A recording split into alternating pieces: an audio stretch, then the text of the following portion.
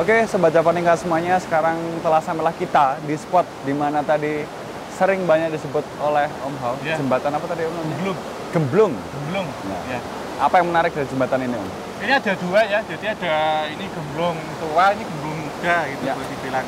Jembatan yang tua yang di sebelah sini itu dibangunnya sekitar Perang Dunia Kedua, Mas. Lama itu? 1930-an oleh Kolonel Van den Kolk yang membangun dan melibatkan banyak pekerja dari warga sekitar, Mas. Jadi dari warga pribumi.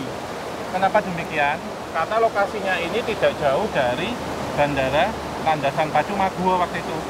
Sekarang jadi Bandara Adi Sucipto sekarang. Dan tempat ini memang ada gudang dahulunya yang dipergunakan untuk menyimpan keperluan logistik dan juga peralatan perang. Contohnya ada mesiu, ada granat, ada bom dan macam-macam.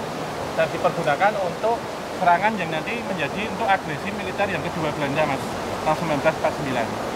Jadi dipersiapkan sudah lama ya oleh mereka Ya, berarti ya? dan tidak jauh dari tempat ini juga ada Gua Jepang, Mas, yang ada di bukit sana. Ya. Mau ke sana? Boleh? Mau sekalian? Mau ke sana? Enggak. Dan ini yang baru, Mas Bintang. Dan ini yang tadi sudah saya ceritakan bahwa di sini yang mendiami itu sosok ular naga bersisik hijau emas. Ya. Dan ini posisinya ada di bawah, Mas. Jadi hijaunya seperti hijau air. Tadi aku sempat ngobrol-ngobrol luar frame sama Om Hao, katanya di dalam sini ada guanya ya Om? Iya, benar. Jadi di bawah ini, Mas, yang sebelah sini. Nah. Jadi ada gua bawah sungai yang dahulu sering dipergunakan orang untuk bersemedi. Sekarang udah susah dilalui ya Om? Iya, Sekarang? sebenarnya kalau niat bisa sih mau masuk pakai diving. Tapi masih ada nggak? Masih ada. Tapi guanya itu jangan dibayangkan dia semuanya terisi air ya, Mas. Iya. Tapi nanti setelah Ada dia ruang naik, kosongnya gitu ada loh. ruang kosongnya ya. Dan tempat ini memang dipergunakan dahulunya untuk nenepi atau untuk laku tirakat. Dan ini tempat ini paling ramai itu setiap Selasa Kliwon. Malam Selasa Kliwon. Selalu? Selalu. Sampai saat ini juga? Iya. Tapi tidak seramai dulu ya. Iya. Dan orang yang melakukan ritual di sini itu adalah kungkum, topo kungkum, Mas, jam 12 sampai jam 3 pagi. Itu tujuannya permohonannya macam-macam. Ada yang untuk rezeki, untuk wibawa, pangkat, martabat, nyari pasangan, jodoh, sampai paling banyak di sini adalah untuk pesugihan, Mas.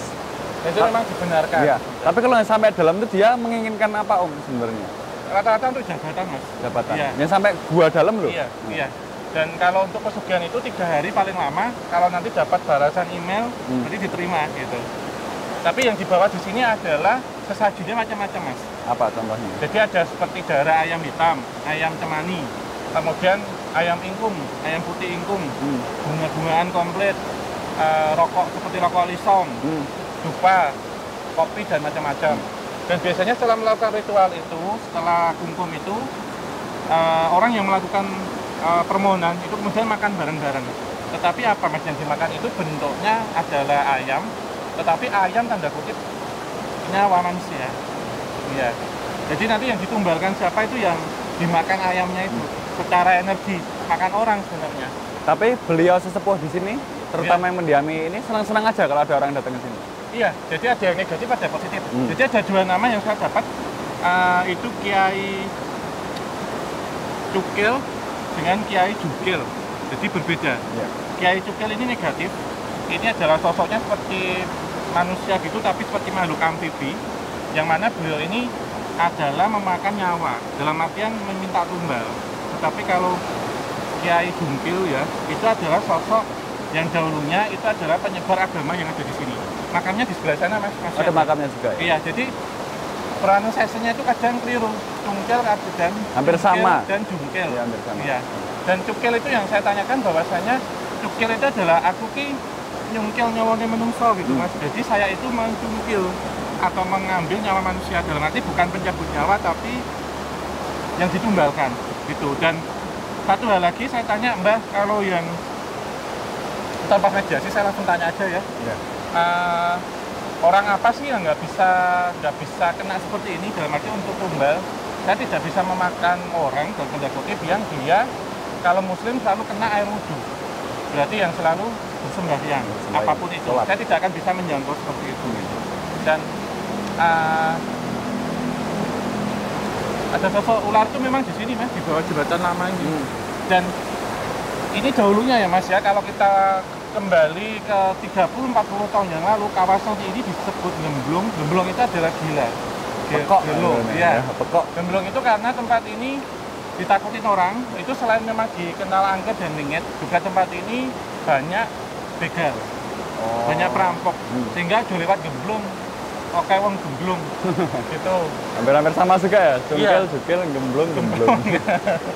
Jadi tempat ini memang dihindari, tidak seramai sekarang kalau kita 20 tahun yang lalu, karena banyak aksi pencurian motor Mas juga. Nah, emang tadi sekilas lewat juga ngeri juga ya, Mas? Iya, apalagi kalau kuburan malam kanan kiri.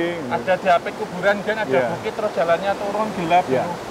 Jadi warga juga takut itu dengan aksi perampokan Mas sebenarnya, sehingga disebut dengan Gemblung. Tapi karena sekarang banyak orang gemblung. aman.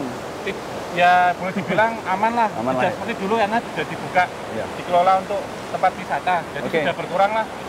Kembali lagi Om ke jembatan ini. Iya. Ada kisah pilu apakah di jembatan ini? Beberapa orang yang dulu ini Mas menolak untuk kerjasama dengan pemerintah kolonial Belanda. Ditembaki di atas. Benar, yang berdiri di situ. Jadi ada orang Belanda di sini karena sudah terjebak ya, karena orang ini ternyata membocorkan rahasia di mana gudang senjata Belanda itu disimpan. Lalu dieksekusinya di sini ada 2 orang ditembak kemudian terjatuh langsung jatuh. hanyut, Langsung iya. hanyut ya. Iya, Terus ini Om tentang penjara iya. gaib yang Iya. tadi kamu bilang katanya letaknya ada di sekitaran sini. Itu di mana? Kok curiga aku malah ada di dalam gua itu atau Iya, gimana? jadi di situ Mas Nah. di aliran yang menyempit. Jadi di situ menyimpan seperti pertama korin dari pelaku pesugihan, tumbalnya, kemudian beberapa orang yang mengikat janji pernikahan dengan peri. Jadi setelah wafat semuanya masuklah ke situ. Itu bentuknya kayak gimana sih Om? Bentuknya? Bentuknya sebenarnya nggak kelihatan secara abstrak ya Mas, Iya. tapi di situ seperti ada pusaran. Jadi seperti tarikan air yang dia lebih kencang itu turun ke bawah. Kedung. Kedung benar ya. Jadi justru dari semua tempat ini paling dalam sini loh Mas. Iya. Karena ada beberapa kasus tenggelam, anak-anak yang main di sini tenggelam, orang yang mancing atau apa tenggelam ada keseret. Oke.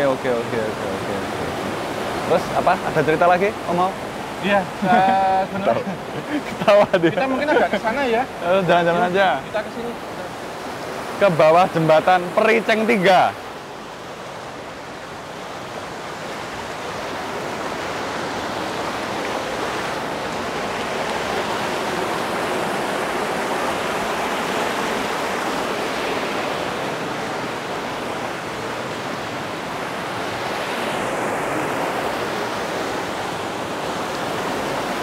Jadi tempat ini juga ini Mas, banyak menyimpan pusaka-pusaka Gaib. Iya. Metafisik. Termasuk- Banyak yang narik-narik apa enggak malah di banyak. sini? Banyak. Ada yang narik, ada yang buang.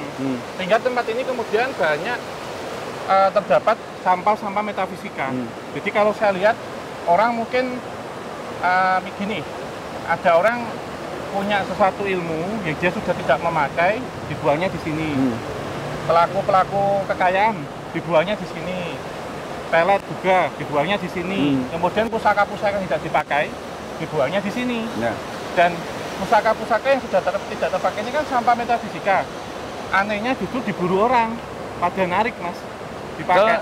Udah nggak kepake ya padahal ya. Dan sudah Awalnya. kepake gitu. Oke Om, kita membahas semuanya kan dibuang di sini dan di sini. Iya. Lah sebenarnya di sini ini sendiri kalau dilihat dari kacamata metafisik itu bentuknya ada kayak gimana sih? Pasar Mas. Oh, pasar. Iya.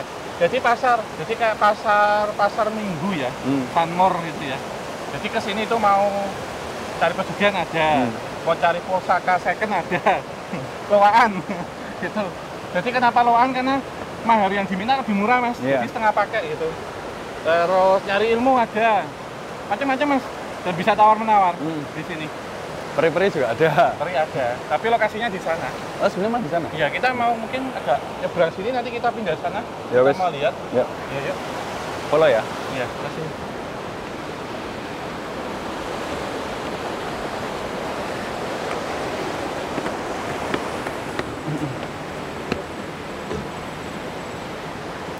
Ya. Om? Iya. Mau duduk di mana kita? Sini. Sini Dekat aja. Barongan. Iya, biar sih. Apa itu? Sini aja, Mas. Kita di bawah ini aja, akar-akar. Mahrib ngisor akar. Wah, idene sopo iki? Oke, teman-teman, ini mungkin lah destinasi terakhir kita ya di sekitaran Lava Bantal. Kalian lihat sendiri pemandangan di sana kayak gimana kayak gitu. Iya. Ini ada agak nggak enak ya, men, tapi ya kayak terutama dari televisi aku ngeliatnya ke itu loh, tempat itu kita dari sana. Ada apa itu? Itu sosok ular naga hijau, Mas. Yang sebenarnya sih katanya sini. Aku sini ya. Ya. Yang katanya Mbak Jungkel tadi keberadaan kita hari ini nggak begitu disenangin. Gitu. Karena kita ngungkap rahasia sih sebenarnya. Dan duduk aja. Dan ini tentang jembatan ini sih, Mas, jembatan Gemblong Baru ini ya. Dimana dahulunya itu waktu proses pembangunannya itu karena dalam proyek itu kan ingin melindungi ini ya, Mas, beberapa pekerja.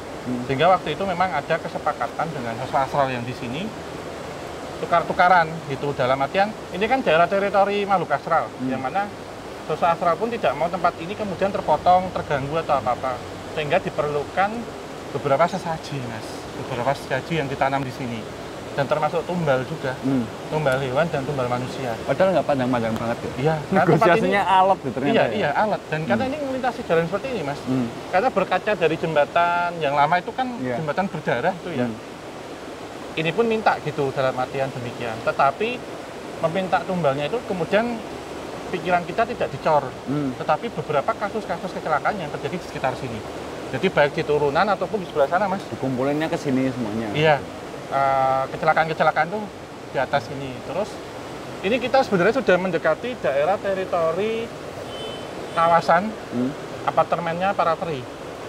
Di mana? Di pohon itu kah? Sebenarnya di belakang kita ini, Mas, persis. Sebenarnya begini, di daerah sana itu dahulunya ada segitiga itu, segitiga Sleman, itu boleh dibilang adalah center of point dari peri.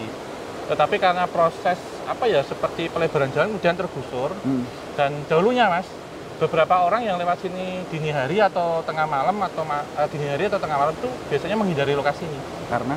Pertama, selain banyak begal, yang kedua sering menemukan penampakan sosok peri yang menyetop, melambai tangan untuk mengikut tumpangan. Tapi bukannya mereka cantik, Om? Kenapa malah dihindari? Karena lembut, Mas, bagaimanapun. Di awalnya mungkin taunya orang, tapi setelah di jalan itu hilang. Jadi ceritanya begini, sosok peri ini biasanya ingin membonceng dari sini, itu turunnya nanti di sana, di komplek Wat Galih itu, yang ada masjid dan yang konon ceritanya kalau ada kapal yang pesawat yang terbang itu jatuh, atau kebalikan dari Wat Galih ke sini gitu. Jadi trayeknya itu. Dan saya mendengar cerita dari teman kerja saya dulu, itu pas pulang lembur ya jam 2 pagi, itu kan dari sana beloknya rumahnya sekitar sini. Katanya di kuburan sana sebelum turunan itu di spionnya ngelihat ada bayangan perempuan bertiga. Boncengan di belakangnya tiga. Dia atau lagi di naik motor belakang, sendiri? naik motor sendiri. Jadi bertiga naik motornya motor Matic, tapi tanpa stripping, jadi polosan. Terus pakai baju minim. Jadi kayak cewek cabe-cabean gitu. Ya. Berarti peri yang model-model Mendes berarti tetap ada ya? Ada, iya. Dan aromanya itu wangi banget gitu kok, Mas. Wangi-wangi parfum ABG. Mendes itu mental gondes, teman-teman. Atau mental gondes ya, benar. Terus itu kan ngesalip tuh ya, kayak mendahului. Setelah dia lepas, mendahului hilang, Mas, celing gitu katanya. Di sekitaran jembatan sini juga. Sebelumnya kan ada koren-koren yang dia di penjara di situ ya, karena menikah dengan peri atau berhubungan dengan bela. Tanggapan mereka dengan yang ada di situ itu gimana? Mereka pinginnya laki-laki yang dinikahkan dulu itu pinginnya selamanya di sini. Jadi kayak buat giliran akhirnya Mas sama mereka gitu. Karena gimana pun menikah dengan makhluk astral itu kan haram, Mas. Dan pasti ada konsekuensi negatif di balik itu gitu. Itu kalau saya lihat kan ada kayak air dia yang menggenang di samping ya. Itu sosok yang tadi kita sampaikan, Mbak siapa tadi? Jungkel itu, beliau lenggan duduk di situ, Mas, sekarang. Jadi sosoknya itu masih muda ya, Mas ya, usia 30-an, terus gagah ganteng gitu, orang-orang zaman dulu dengan sorban putih dan membawa tasbih gitu. Dan beliau mengatakan ada banyak sosok di sini yang bisa meluruskan dan juga menyesatkan. Ya. Tetapi untuk saat ini yang menyesatkan dijauhkan lebih dahulu gitu. Terus ya Mas, tapi di belakang kita ini yang nonton banyak banget sekarang. Peri. Jadi kayak jumpa persnya K-pop gitu loh. Bawa spanduk ini. Karena kemarin mereka dengar info dari Turgo soalnya. Dari Turgo. Dari grup WhatsApp-nya mereka. Ada YouTuber Gaib Hits datang ke Lava Bantal. Ya mungkin kayak gitu ya Om ya, sekilas cerita yang ada di sini. Mungkin nanti kalau sempat kita akan berkunjung lagi ke satu tempat di mana ada koloninya Farel atau Farel. Kalau kalian masih ingat gitu kan, nanti sambil menunggu part selanjutnya kalian tulis di komentar dulu Farel itu siapa. Nanti kalau sempat ya, tapi kita usahain masih sempat. Nanti kita akan mengunjungi koloni Yultu. Jadi mungkin sekilas teman-teman semuanya cerita dari Lava Bantal dan aliran sungainya dan juga jembatannya ya selayaknya apa ya, tempat-tempat di aliran sungai lah Om ya. Pasti pinggiran lah. Akan selalu menjadi tempat buangan pusaka, tempat buangan energi dan segala macamnya kayak gitu. Dan ya mungkin cukup sekian sih ya cerita di sini. Iya. Sekian aja sih ya. Cuman ini memang konsentrasi saya teralihkan sekilas. Oleh peri. Tapi di sini biasa.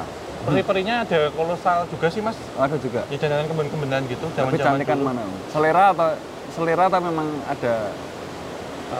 Selera juga. Terus mereka endemik juga sih. Kayak peri-peri ini sih, peri-peri bumi. Peri bumi. Jadi pakaian-pakaiannya itu kayak sore kayak ada yang mandi-mandi kering gitu. Cuman kulitnya kuning langsat tuh Mas. Ya wes. Baunya beda sih memang ini. Kayak bau apa ya? Lulur-lulur itu. Lebih lokalan lah ya. Iya, aromaterapi gitu. Ya udah, untuk perjalanan kali ini tidak akan kita tutup dulu karena kita masih akan mencoba untuk mengunjungi satu tempat lagi. Koloni Yultu dan Mbak Yul. Nanti kita akan sana mungkin setelah maghrib ya, karena ini udah mau maghrib juga. Takutnya ada apa-apa juga dan ada suara-suara yang ini azan dan segala macamnya malah nanti mengganggu. Jadi kita akan putuskan syuting di tempatnya Farel adalah setelah maghrib. Jadi teman-teman terus ikuti perjalanan kita di gerbang antar dimensi spesial Lava Bantal dan sekitarnya. Ya. Sana aja betul. Gunung Soro ini Mas, Batu Kanika juga merupakan istana paling besar